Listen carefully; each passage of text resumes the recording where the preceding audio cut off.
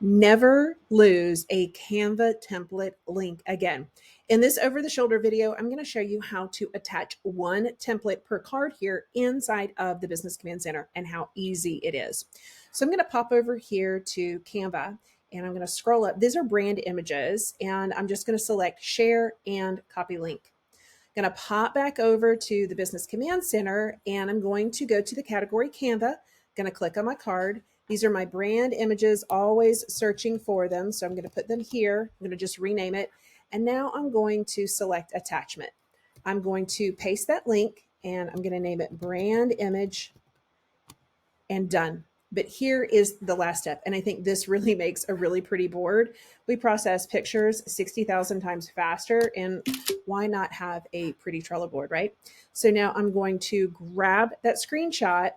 So now it's going to be really easy as I go to Canva, knowing all of these are templates. These are my brand images. And right now the picture pops up. It's just that easy. And I show you how to do this step by step every single Tuesday inside of the Business Command Center.